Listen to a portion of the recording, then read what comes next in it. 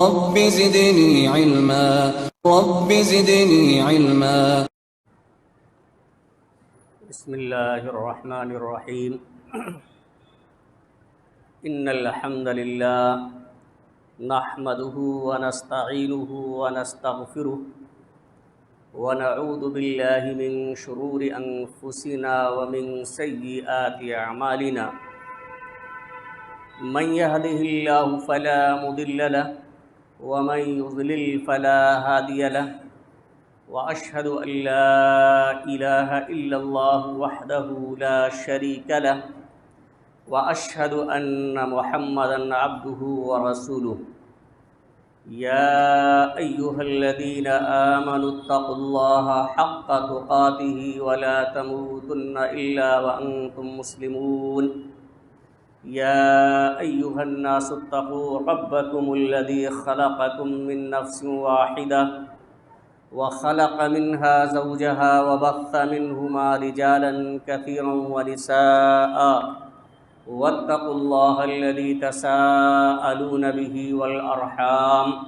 إن الله كان عليكم رقيبا يا أيها الذين آمنوا اتقوا الله وقولوا قولا سديدا يصلح لكم أعمالكم ويغفر لكم ذنوبكم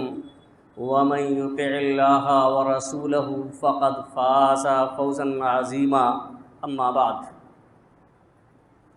فإن خير الحديث كتاب الله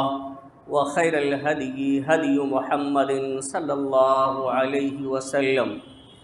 وشر الأمور محدثاتها وكل محدثة بدعة وكل بدعة ضلالة وكل ضلالة في النار فاعوذ باللہ من الشیطان الرجیم بسم اللہ الرحمن الرحیم انا انزلناہ فی لیلۃ القدر وما ادراک ما لیلۃ القدر لیلۃ القدر خیر من الف شہر تنزل الملائکۃ والروح فیہا بإذن ربکم من کل امر سلام ہی حتی مطلع الفجر۔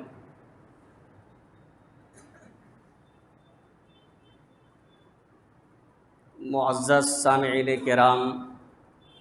حاضرین جمعہ، قوم کے نوجوان ساتھیوں، عزیز بچوں اور پردہ نشین میری ماں اور بہنوں، اللہ رب العالمین کی حمد و ثنا، عظمت و کبریائی، بڑائی و بزرگی بیان کرنے کے بعد درود و سلام نازل ہو نبی مکرم، رسول معظم، پیغمبر محتشم، خاتم الانبیاء، سید المرسلین جناب محمد رسول اللہ صلی اللہ علیہ وسلم پر، جن کی زندگی ہمارے لیے اسوہ اور نمونہ ہے۔ حاضرین گرامی، خطبہ مسنونہ کے بعد 30ویں پارے کی ایک سورہ جو 5 آیات پر مشتمل ہے اور اسے سورہ قدر کے نام سے جانا جاتا ہے، میں نے آپ حضرات کے سامنے تلاوت کی ہے۔ اسی سورہ کی روشنی میں آج کے اس جمعہ کے خطبے میں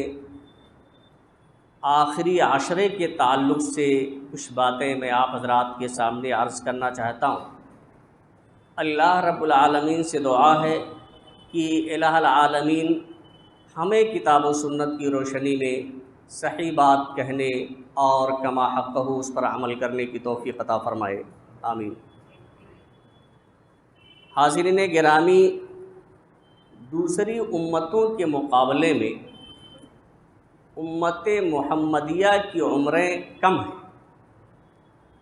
لیکن اللہ رب العالمین نے بہت سے ایسے مواقع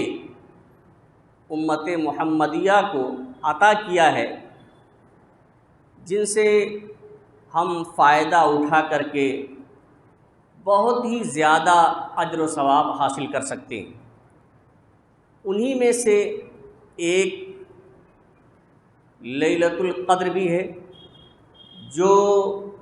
رمضان المبارک کے آخری عشرے میں آتا ہے۔ اللہ رب العالمین نے پوری سورت ہی نازل فرمائی ہے اور اس میں اس شب قدر اور لیلۃ القدر کا ذکر فرمایا ہے، اس کی اہمیت کو واضح کیا ہے کہ انا انزلناہ فی لیلۃ القدر، کہ ہم نے اس قرآن مجید کو لیلۃ القدر شب قدر میں نازل فرمایا ہے۔ قرآن مجید جو تمام لوگوں کے لیے ہدایت ہے، متقیوں کو منزل مقصود تک پہنچا دینے والی کتاب ہے، جس میں زندگی گزارنے کا مکمل پورا نظام بیان کیا گیا ہے، اور جس کے بغیر کامیابی ممکن ہی نہیں ہے، اس مبارک کتاب کا نزول اللہ رب العالمین فرماتے ہیں کہ ہم نے لیلۃ القدر میں کیا ہے۔ اللہ رب العالمین قرآن مجید کے اندر اس قرآن مجید کے نزول کے لیے دو لفظ کا استعمال کیا ہے، ایک انزلنا جو باب فعل سے آتا ہے اور ایک نزلنا جو باب تفعیل سے آتا ہے۔ یہاں پر جو انزلنا استعمال کیا ہے کہ ہم نے اس قرآن کو شب قدر میں نازل کیا ہے، اس کا معنی کیا ہے؟ اس کا ایک معنی تو یہ ہے کہ قرآن مجید کی نزول کی جو ابتدا ہوئی ہے وہ شب قدر میں ہوئی ہے، یعنی اللہ کے رسول صلی اللہ علیہ وسلم پر قرآن مجید کی جو نزول کی ابتدا ہوئی ہے وہ شب قدر ہے، لیلۃ القدر ہے، قدر کی رات ہے۔ اور ایک دوسرا معنی انزلنا کا یہ ہے کہ اللہ رب العالمین نے لوح محفوظ سے بیت العزت نے جو سمائے دنیا پر ہے ایک بارگی ایک ساتھ مکمل نازل فرما دیا ہے، یہ معنی ہے۔ یعنی لوح محفوظ سے سمائے دنیا کی طرف جو بیت العزت ہے، اس بیت العزت میں اللہ رب العالمین نے قرآن مجید کو مکمل ایک ساتھ نازل فرمایا ہے، اس کا یہاں ذکر کیا کہ ہم نے اس قرآن کو لیلۃ القدر میں نازل فرمایا ہے۔ اور کبھی کبھی اللہ رب العالمین نزلنا سے تعبیر کرتا ہے، وہاں اس کا معنی دوسرا ہوتا ہے، وہاں یہ معنی ہوتا ہے کہ ہم نے آہستہ آہستہ بتدریج قرآن مجید کو آپ صلی اللہ علیہ وسلم پر نازل کیا ہے۔ جب دونوں الفاظ کو جب آپ سامنے رکھیں تو یہ بات معلوم ہوتی ہے کہ اللہ رب العالمین نے لوح محفوظ سے ایک ہی مرتبہ میں بیت العزت میں نازل فرمایا، اور بیت العزت سے آہستہ آہستہ موقع بموقع جس طرح سے ضرورت پڑی 23 سال میں اللہ کے رسول صلی اللہ علیہ وسلم پر نازل کیا اور اس کی تکمیل فرمائی۔ یہ معنی ہے۔ آپ ایک آیت میں غور کریں کہ انزلنا اور نزلنا میں کیسے فرق ہوتا ہے۔ اللہ رب العالمین نے سورہ آل عمران آیت نمبر 3 میں فرمایا کہ نزل علیک الکتاب بالحق مصدقا لما بین یدیہ وانزل التوراۃ والانجیل۔ پہلے آپ یہ سمجھ لیں کہ اللہ کے رسول صلی اللہ علیہ وسلم پر 23 سال میں قرآن مجید کا نزول ہوا جہاں جس طرح کی ضرورت پڑی، لیکن تورات اور انجیل کا نزول ایک ہی بار میں اللہ رب العالمین نے کیا ہے، آہستہ آہستہ نازل نہیں کیا ہے جس طرح سے قرآن مجید کا نزول ہوا ہے، بلکہ ایک ساتھ تورات کی تختیاں عطا کر دی گئی، ایسے انجیل بھی ایک ساتھ اللہ رب العالمین نے نازل کر دی۔ اس آیت کریمہ میں دیکھیے اس باریکی کو کہ اللہ رب العالمین کہتے ہیں نزلہ، یہاں نزلہ فرماتے ہیں کہ ہم نے آپ صلی اللہ علیہ وسلم پر اس کتاب کو حق کے ساتھ آہستہ آہستہ بتدریج نازل فرمایا جو سابقہ کتابوں کی تصدیق کرنے والی ہے، اپنے سے پہلی کتابوں کی تصدیق کرنے والی ہے۔ اور جب اللہ رب العالمین تورات اور انجیل کے نزول کا ذکر فرما رہا ہے تو وہاں کہہ رہا ہے وَأَنزَلَ التَّوْرَاةَ وَالْإِنجِيلَ، اور ہم نے تورات اور انجیل کو نازل فرمایا، یعنی اس نے تورات اور انجیل کو نازل فرمایا۔ وہاں انزلہ کا لفظ استعمال کیا ہے اس لیے کہ اللہ رب العالمین نے تورات اور انجیل کا نزول ایک ہی ساتھ میں نبی پر کر دیا تھا، تو یہ ہے اس کے اندر فرق۔ تو اللہ رب العالمین نے فرمایا کہ ہم نے اس قرآن مجید کو لیلۃ القدر میں نازل فرمایا ہے۔ قدر کیا چیز ہے؟ قدر کے کئی معنی ہیں۔ ایک معنی تو یہ ہے مقام و مرتبہ، عزت، قدر و منزلت۔ تو لیلۃ القدر کا معنی یہ ہوگا کہ قرآن مجید کا نزول جس رات میں ہوا ہے، جس رات میں اللہ رب العالمین نے اس مبارک کتاب کو نازل فرمایا ہے، وہ بڑی قدر و منزلت والی ہے، بڑی اہمیت کا حامل ہے، بڑے مقام اور مرتبہ والی یہ رات ہے۔ اور ایک دوسرا معنی اس کا یہ بھی ہے تنگی کا۔ قدر کے معنی تنگی کے ہوتے ہیں۔ اللہ رب العالمین نے قرآن مجید میں اس معنی میں استعمال کیا ہے کہ اللہ رب العالمین کبھی اپنے بندے کو جب آزماتا فقدر علیہ رزقہ، تو اس کی رزق کو تنگ کر دیتا ہے۔ تو تنگی کا بھی ایک معنی ہے۔ تو یہ معنی کیسے اس کے ساتھ مناسب ہوگا، اس معنی کی مناسبت کیا ہوگی؟ چونکہ اس رات میں اللہ رب العالمین کے حکم سے دنیا کے اندر جبریل امین علیہ السلام کے ساتھ فرشتوں کی ایک کثیر تعداد نازل ہوتی ہے، جس سے تنگ ہو جاتی ہے دنیا، یعنی تنگی ہو جاتی ہے۔ اتنی کثرت کے ساتھ فرشتوں کا نزول ہوتا ہے، تو اس اعتبار سے اس کا معنی ہوگا تنگی والی رات، یعنی وہ رات جس میں فرشتوں کی نزول اتنی کثرت کے ساتھ ہوتی ہے کہ یہ رات ہی تنگ ہو جاتی ہے۔ اور اسی طرح سے ایک تیسرا معنی ہے اندازہ اور فیصلہ کرنا۔ آپ نے سورہ دخان میں پڑھا ہوگا کہ انا انزلناہ فی لیلۃ مبارکہ انا کنا منذرین فیہا یفرق کل امر حکیم۔ فیصلہ کرنا، اندازہ کرنا، یہی وہ مبارک رات ہوتی ہے شب قدر، یہی وہ بابرکت رات ہوتی ہے جس میں تمام کام کے انجام دینے کا، یعنی سال بھر جو کام انجام دیے جائیں گے ان تمام کاموں کا فیصلہ اللہ رب العالمین فرما دیتا ہے، اسی لیے اسے لیلۃ القدر کہا جاتا ہے۔ تو انا انزلناہ فی لیلۃ القدر، ہم نے اس قرآن کو لیلۃ القدر میں نازل فرمایا ہے۔ آگے اللہ رب العالمین نے سوال کر کے یہ واضح کر دیا کہ اس کے مقام و مرتبہ کی تہ تک پہنچنا انسان کے بس کی بات نہیں ہے۔ اللہ رب العالمین فرماتے وما ادراک ما لیلۃ القدر، آپ کو کیا پتہ کہ لیلۃ القدر کیا ہے، اس کا مقام کیا ہے، اس کا مرتبہ کیا ہے۔ مزید وضاحت اللہ رب العالمین نے کی کہ لیلۃ القدر خیر من الف شہر، کہ لیلۃ القدر یہ 1000 مہینوں کی رات سے بہتر ہے۔ خیر کا لفظ یہ اس میں تفضیل ہے، برابر نہیں ہے کہ اگر کوئی شخص ایک رات یعنی شب قدر پالے تو گویا کہ 1000 مہینے اس نے عبادت کر لی، بلکہ 1000 مہینے کی راتوں سے افضل ہے اس کی عبادت، اس سے بہتر ہے اس کی عبادت، اور کتنا بہتر ہے اس کا اندازہ مخلوق نہیں لگا سکتی ہے۔ جو اللہ رب العالمین نے جتنا بتا دیا ہے آپ اس سے زیادہ اندازہ نہیں کر سکتے۔ تو 1000 مہینے اگر آپ کیلکولیٹ کریں، آپ شمار کریں تو 83 سال 4 مہینے بنتے ہیں۔ آپ بتائیے عمر 50 سال 60 سال 70 سال زیادہ سے زیادہ، اس کے بعد تو دماغ ہی معاف ہو جاتا ہے، آدمی چاہنے کے باوجود بھی کرنے کے لائق نہیں رہ جاتا ہے۔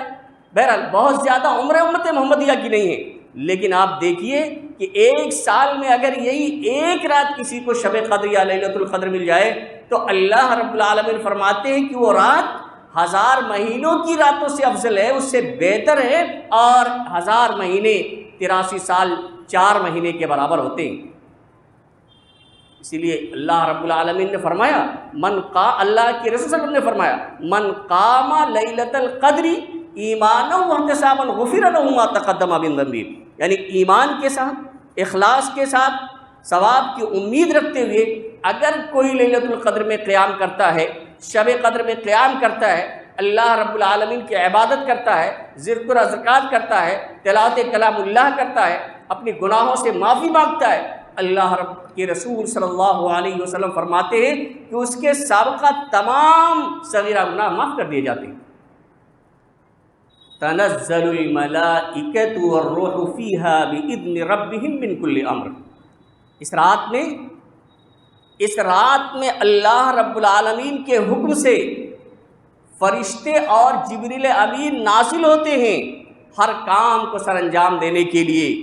حتی سلام ہی حتی مطلع الفجر، اور یہ پوری رات سلامتی والی ہوتی ہے۔ سلام کا یہاں ایک معنی ہے شر سے محفوظ ہوتی ہے، یا مومنین شیاطین کے شر سے اس رات میں محفوظ رہتے ہیں۔ اسی طرح سے سلام کا ایک معنی یہ ہے کہ فرشتے مومنوں سے سلام کرتے ہیں، ان پر سلامتی بھیجتے ہیں، سلامتی کی دعا کرتے ہیں، یا ایک معنی سلام کا یہ ہے کہ فرشتے آپس میں ایک دوسرے کو سلام کرتے ہیں۔ اور یا حتی مطلع الفجر، یہ چند منٹ، چند سیکنڈ یا چند گھنٹوں کے لیے نہیں کہ کچھ وقت کے لیے سلامتی ہوتی ہے، یا فرشتے سلامتی کی دعا کرتے ہیں مومنوں کے لیے، یا آپس میں ایک دوسرے سے سلام کرتے ہیں، بلکہ پوری کی پوری رات، یعنی غروب شمس سے لے کر کے طلوع فجر تک یہ پوری رات سلامتی والی ہوتی ہے۔ آپ اندازہ کر سکتے ہیں کہ اس رات کو کیا مقام اللہ رب العالمین نے عطا کیا ہے، اور کتنا اونچا مقام دے دیا ہے لیلۃ القدر کا، کہ 1000 مہینے کی رات سے افضل یہی وہ رات ہے جس میں قرآن کا نزول فرمایا۔ اسی رات میں فرشتوں کی تعداد جبریل امین کے ساتھ کثرت کے ساتھ نازل ہوتی ہے، اور یہی وہ رات ہے جس میں تمام کام کو سر انجام دینے کے لیے تمام فرشتوں کا نزول ہوتا ہے اور اللہ رب العالمین کا فیصلہ فرماتا ہے، اور یہی وہ رات ہے جو پوری کی پوری رات سلامتی والی ہوتی ہے۔ تو اس رات کو تلاش کرنا ہے، اور اس رات میں زیادہ سے زیادہ عبادت کرنے کی کوشش کرنی چاہیے، اور ہمیں دیکھنا چاہیے کہ اللہ کے رسول صلی اللہ علیہ وسلم کا کیا عمل ہے۔ اب یہ رات کب آتی ہے؟ دیکھیے، ایک بات معلوم ہونا چاہیے کہ اللہ کے رسول صلی اللہ علیہ وسلم کو تو پہلے شب قدر کے بارے میں وضاحت کے ساتھ بتلا دیا گیا تھا کہ وہ کون سی رات ہے، لیکن کسی وجہ سے اللہ کے رسول صلی اللہ علیہ وسلم بھلا دیے گئے۔ ایک حدیث ہے جس کے راوی عبادہ بن صامت رضی اللہ تعالیٰ عنہ کہتے ہیں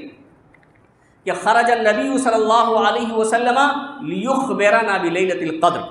کہ اللہ کے رسول صلی اللہ علیہ وسلم ہمیں لیلۃ القدر کے بارے میں بتلانے کے لیے نکلے کہ کون سی رات ہے۔ فَتَلَاحَا رَجُلَانِ مِنَ الْمُسْلِمِينَ، تو مسلمانوں میں سے 2 آدمی جھگڑ رہے تھے۔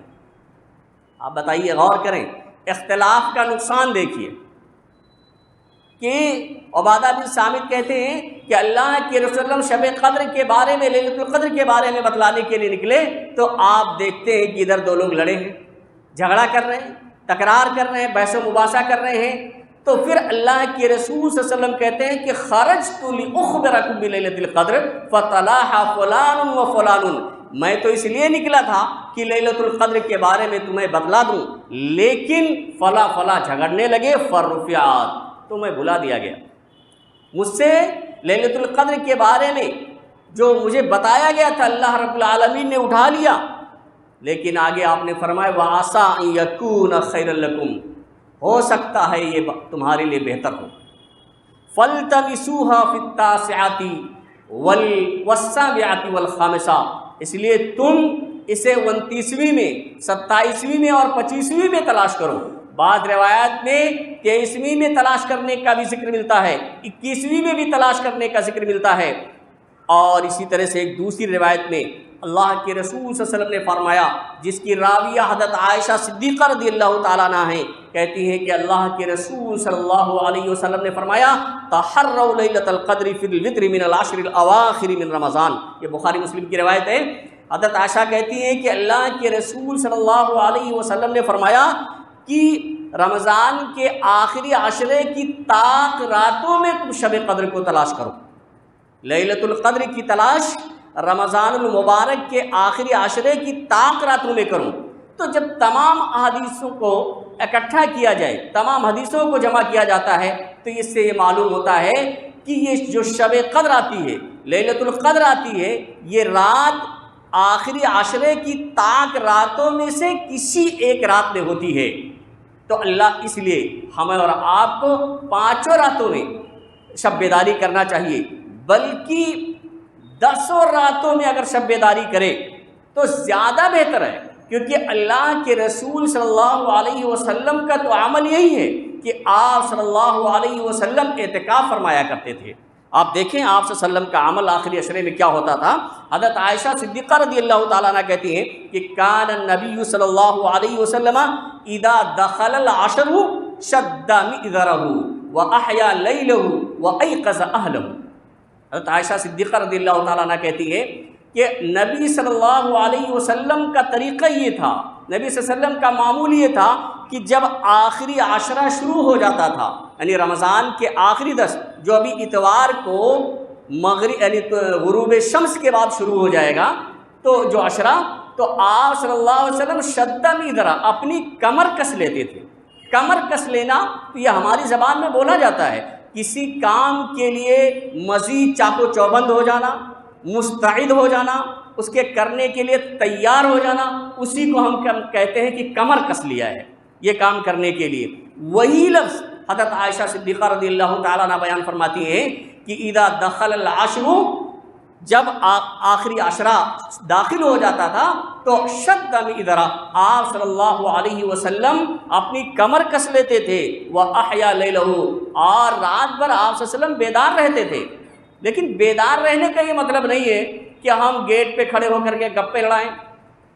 یا ہوٹلوں پہ جا کر کے چائے نوشی کریں اور اسی میں مست رہیں۔ عبادت کیا کرتے تھے۔ بیدار رہنے کا مطلب یہ ہے، ایسا نہیں ہے کہ ہم موٹر سائیکل پہ بیٹھ کے ہمارے نوجوان اسٹنٹ کرتے پھریں، رات بھر تمام گلیوں میں دوڑتے پھریں، کوئی گلی باقی نہ رہے، اس لیے نہیں، بلکہ اللہ کی عبادت کے لیے اللہ کے رسول صلی اللہ علیہ وسلم پوری رات بیدار رہتے تھے۔ اور یہی نہیں، وَأَيْقَظَ أَهْلَهُ، اور اپنے گھر والوں کو بھی آپ صلی اللہ علیہ وسلم بیدار رکھتے تھے، یعنی اپنے گھر والوں کو اس بات پر اب ابھارتے تھے کہ یہ بڑی ہی عزت والی رات ہے، قدر و منزلت والی رات ہے، اس میں زیادہ سے زیادہ اللہ رب العالمین کی عبادت کرو۔ دیکھیں بہت سی راتیں ایسی بھی گزرتی ہیں سال میں جن میں عبادت کرنے کا کوئی ثبوت ہی نہیں ہے، لیکن ان راتوں میں جن میں کہیں ثبوت ہی نہیں ہے، اگر ثبوت بھی کہیں آپ کو ملے گی تو وہ موضوع اور من گھڑت روایات کے ذریعہ اس میں ہم خوب عبادت کرتے ہیں۔ لیکن جس میں اللہ کے رسول صلی اللہ علیہ وسلم نے خود عبادت کی اور اپنی بیویوں کو بھی عبادت کرنے پر ابھارا اور خود تمام مسلمانوں کو بھی عبادت کرنے پر ابھارا، آپ صلی اللہ علیہ وسلم کا عمل چھوڑ کر کے، آپ صلی اللہ علیہ وسلم کا قول چھوڑ کر کے ہم ان راتوں میں عبادت نہیں کر پاتے ہیں۔ اللہ رب العالمین ہمیں ان راتوں میں خصوصیت کے ساتھ عبادت کرنے کی توفیق عطا فرمائے۔ اس کے بعد اسی طرح سے آپ صلی اللہ علیہ وسلم اعتکاف بھی فرماتے تھے۔ کیا حضرت ابو ہریرہ رضی اللہ تعالیٰ عنہ حدیث کے راوی کہتے ہیں کہ کان النبی صلی اللہ علیہ وسلم یعتکف فی کل رمضان 10 ایام، اللہ کے رسول صلی اللہ علیہ وسلم ہر رمضان میں 10 دن کا اعتکاف کرتے تھے۔ آپ صلی اللہ علیہ وسلم کا یہ معمول تھا کہ رمضان میں تمام کے تمام رمضان میں آپ صلی اللہ علیہ وسلم نے 10 دن کا اعتکاف کیا، 10 دن کا اعتکاف کرتے تھے۔ لیکن فلما کان العام الذی قبض فیہ اعتکف 20 یوما، لیکن وہ رمضان یعنی وہ سال جس میں آپ صلی اللہ علیہ وسلم اس دار فانی سے رخصت ہو گئے، کوچ کر گئے، آپ کی جس سال وفات ہوئی اس سال آپ صلی اللہ علیہ وسلم نے رمضان المبارک میں 20 دن کا اعتکاف کیا۔ تو 10 دن کا اعتکاف تو آپ صلی اللہ علیہ وسلم پوری زندگی کرتے ہی رہے، لیکن آخری سال جس میں آپ صلی اللہ علیہ وسلم اللہ کو پیارے ہو گئے، اس دنیا سے رخصت ہوئے آپ صلی اللہ علیہ وسلم، اس سال آپ صلی اللہ علیہ وسلم نے 20 دن کا اعتکاف فرمایا ہے۔ یہ آپ صلی اللہ علیہ وسلم کا طرز عمل تھا۔ اور ایک دوسری روایت میں ہے کہ یہی نہیں بلکہ عورتیں بھی اعتکاف کر سکتی ہیں، اگر جامع مسجد میں اس طرح کا نظم موجود ہے، کسی طرح کا کوئی خطرہ اور پریشانی کا مسئلہ نہیں ہے تو وہ بھی اعتکاف کر سکتی ہیں۔ لیکن بہت سی خواتین گھروں میں اعتکاف کرنے لگتی ہیں۔ گھروں میں اعتکاف کرنے کے سلسلے میں کوئی حدیث ثابت نہیں ہے۔ ہاں گھروں میں اگر کہیں انتظام نہیں ہے تو گھروں میں آپ شب قدر میں شب بیداری کر سکتی ہیں، آپ کو شب قدر ملے گی، اس کا اجر و ثواب ملے گا۔ لیکن اللہ کے رسول صلی اللہ علیہ وسلم کی جو سنت ہے یا آپ کے ازواج مطہرات کی جو سنت ہے وہ طریقہ نہیں ہے کہ گھروں میں اعتکاف کیا جائے۔ اس پہ توجہ دینے کی ضرورت ہے۔ تو حضرت عائشہ کہتی ہیں کہ ان نبی صلی اللہ علیہ وسلم کان یعتکف العشر الاواخر من رمضان،